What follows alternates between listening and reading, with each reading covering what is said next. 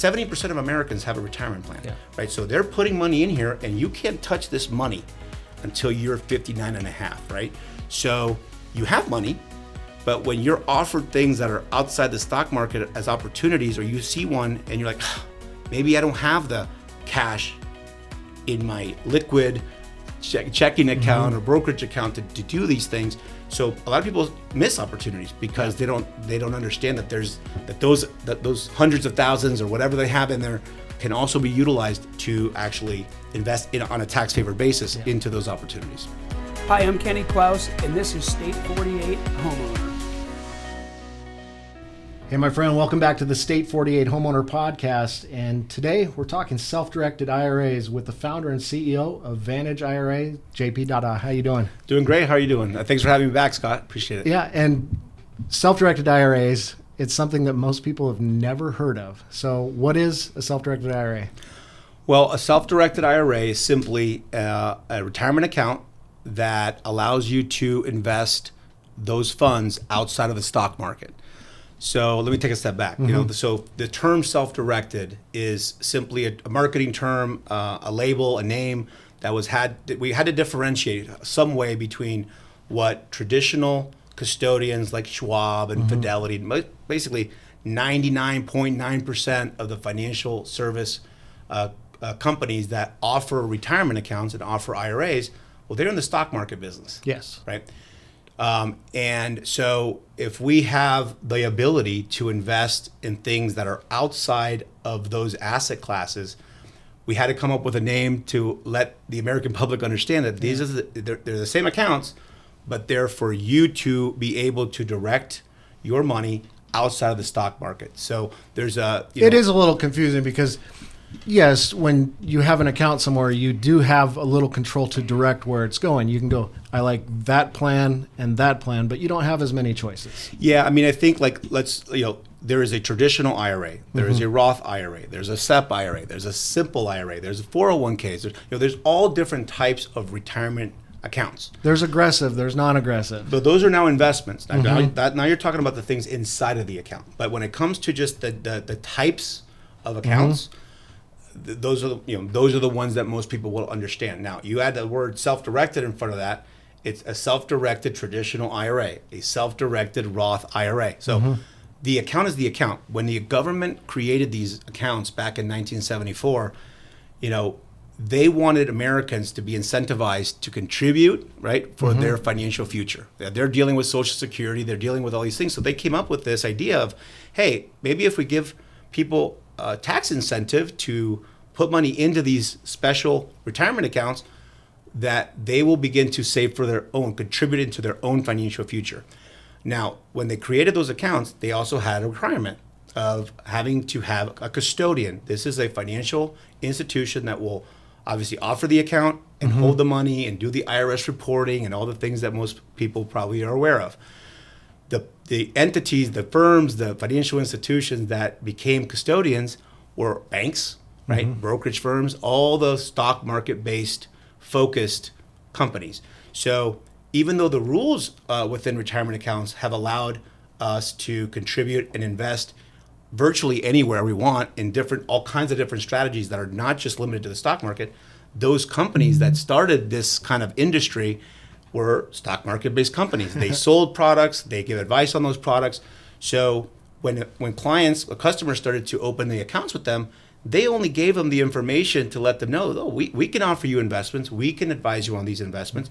And so this message perpetuated over 50 years, right? Yeah. Literally, has led people to believe incorrectly that they are limited, that they're restricted within these retirement plans to only invest in stocks, mutual funds, ETFs, things that are publicly traded, stocks, bonds, and mutual funds. So, but that's not the truth, right? So the big kind of I wish I would have known this is there are companies, other custodians and administrators that specialize in being custodians and IRA service providers and administrators for assets that are outside the stock market. And there's only about 45 companies in the country that specialize in that alternative investment custody work. So obviously Vantage is one of those companies. Probably the best one. Well, we've been around for 20 years, but but it's good, I think, for audiences to understand that. That is why if you've called your financial advisor or you have called Schwab or have an account at Fidelity, and you are like, oh, you know what, I don't know if I like this investment, the volatility. I really don't understand where my money's at, but I wish I could use this money to invest in blank, right? Something that's not the stock market. Well, if you call those people and ask them, hey, can I buy some rental property with that? They'll say, no, you can't. Okay, so you don't think it's legal. You don't think it's permissible. You start to believe that I'm stuck with having to choose and save money into these accounts. Yes, they give me a tax benefit, but the investment choices, I have to kind of default to the stock market. And a lot of Americans, obviously, they don't feel comfortable with investing there. It's volatile. They think it's risky. They don't know really. They have no control over their money within there. They're just hoping to put money in and hope that it grows based on other people's either advice or things that their friends are talking about or whatever. They're looking on the TV. But all of those places and all of those messages are from traditional financial companies, right? So no one's been talking about this for the last 50 years. Yeah. I mean, companies like us obviously been around for 20 years, but the aha moment, the moment of impact that I want to make sure people understand is you can, if you have money inside of an IRA of any kind, and it's with one of the companies that they're all probably very familiar with, and your investment appetite is in something that is beyond the stock market. If your knowledge of investing is, maybe you have a specialty in real estate like you do, right? Then you have the ability to set up an account, same account with a company like Vantage. You transfer those dollars over to your account with Vantage, and now you're self-directing, meaning our company does not provide advice. We do not sell any kind of investment products. We do not endorse. We do not manage people's money. We are simply the account service provider, administrator. Obviously, our job is to facilitate transactions for those alternative investments that our clients select, do the IRS reporting that is required for Schwab to do and for Vantage to do, right? The government's the one that set these things up, so we've got to report the activity and the balances and things like that. But that's the big difference. Is there's traditional custodians and then there's alternative asset custodians. And if you're working with, if your appetite's something outside the stock market, you need to find and work with, but the same tax benefits, the same contribution limits, the same rules apply because the rules are the rules. It's not a new account. It's not a new loophole. It's not something new. This has been around for 50 years. So that is what a self-directed IRA is. It's an account. It's a retirement account that gives you the control to direct your money how you want. But obviously, we specialize in asset strategies that are outside of the stock market. The Klaus team is different. With the Klaus team, you have someone on your side. Where you live and make memories is important. We have more unique strategies than anyone else to help you accomplish what matters most to you. We can help you with traditional real estate as well as other options such as our lease purchase programs. We can help you buy first then sell, and we can bring you instant offers. We're here to help our neighbors achieve the American dream and help them build wealth through home ownership. For more info or to start your home search, visit us online at klausteam.com. So the first rental property in my portfolio was with my self-directed IRA. Wonderful. I put some money together, took all I had IRAs and 401ks from all the different companies I had worked at up to that point, combined them all together, made a self-directed IRA, and actually got together with a friend of mine, and we bought a property together, two different LLCs, bought a property, and that got my beak wet. Yeah. And that became the first property in my portfolio. And of course, like you said, it was because it was something that I knew. So it's an area of expertise. So what are some other things that people invest in with self-directed IRAs? I would say the most popular asset classes, we obviously have real estate. That's number one. I mean, any kind of real estate that's for investment purposes, whether that be buy and hold rental properties, fix and any of those strategies that are real estate based, buying land, commercial, industrial parks, mobile homes. I mean, any type of real estate that is for investment purposes, anywhere in the world, you can purchase with these accounts. That's the biggest asset class. Second is private lending. So having your IRA or retirement account become the lender. You can lend to businesses, you can lend to individuals.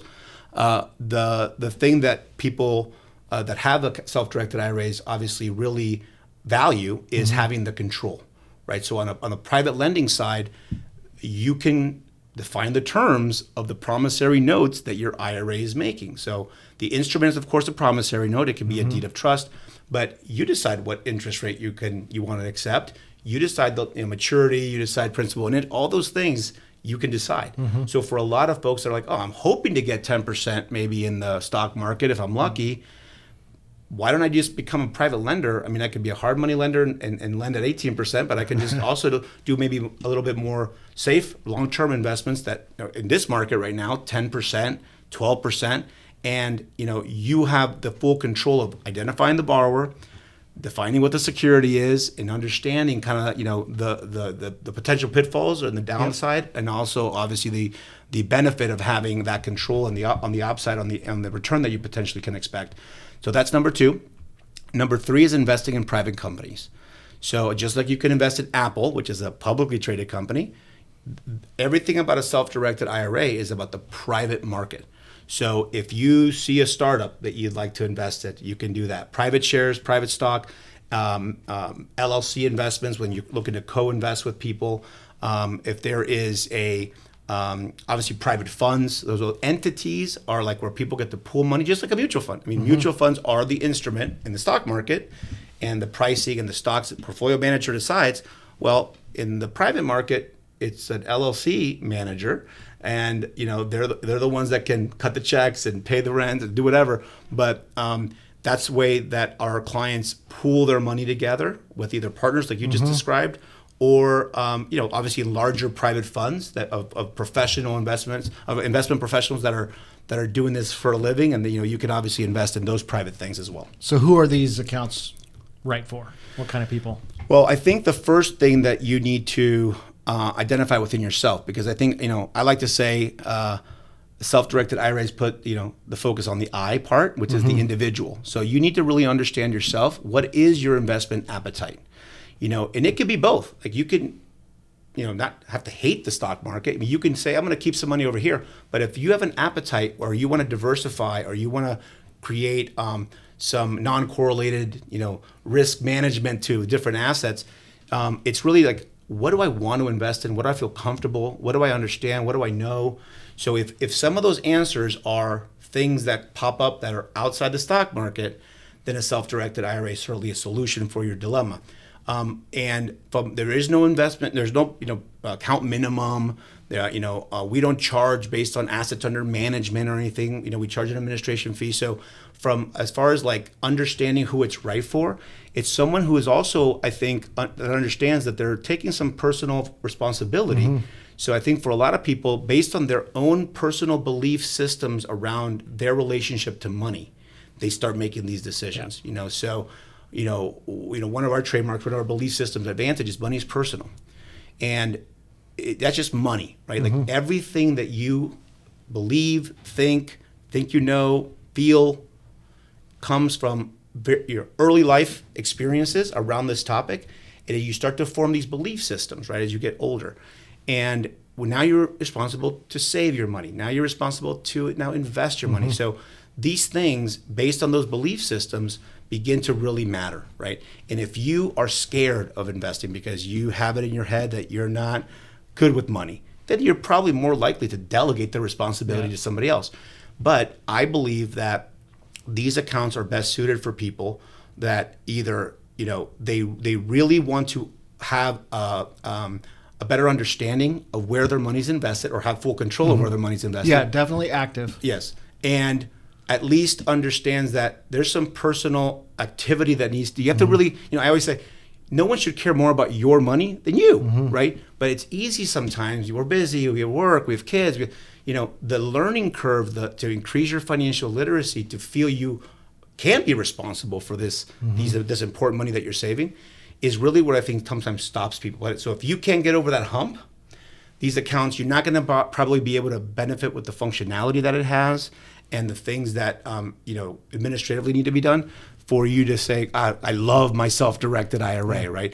But I feel that the people that say that are people that are like, oh my God, I love real estate. Oh my God, I'm a private lender. Oh my God, or also, aside from the investment appetite, hopefully this message is letting people know, like, you have access to this money to fund deals, right? And for people that do have that investment appetite that's outside the stock market, it's, when they're offered opportunities to invest, they're only looking at their taxable dollars or savings that they have outside of their retirement accounts. But when you take when you kind of take the macro approach of what we've been told and what we're advised to do, when you start your professional career, or you have a CPA or you have a financial advisor, or you're just trying to do what you're supposed to do, which is save, the first bucket that they tell you is make sure you invest or contribute and maximize your retirement account. So most Americans, 70% of Americans have a retirement plan, right? So they're putting money in here, and you can't touch this money until you're 59 and a half, right? So you have money, but when you're offered things that are outside the stock market as opportunities, or you see one and you're like, maybe I don't have the cash in my liquid checking account or brokerage account to do these things. So a lot of people miss opportunities because they don't understand that those hundreds of thousands or whatever they have in there can also be utilized to actually invest on a tax favored basis into those opportunities. So if people want to dive deeper, because this is just the top level, if they want to dive deeper, how do they get a hold of Vantage? Sure. Our website is VantageIRAs.com. So Vantage, IRAS.com. And a phone number? Yep, 480-306-8404. Thank you so much, and invite you to come back and let's talk about real estate. Perfect. Thanks for having me. Thanks for spending time with us this week at State 48 Homeowner, the ins and outs of owning an Arizona home. You can connect with us for more information, submit topics you'd like us to further discuss. You can see relevant videos, give us feedback, answer your real estate questions, and more at state48homeowner.com.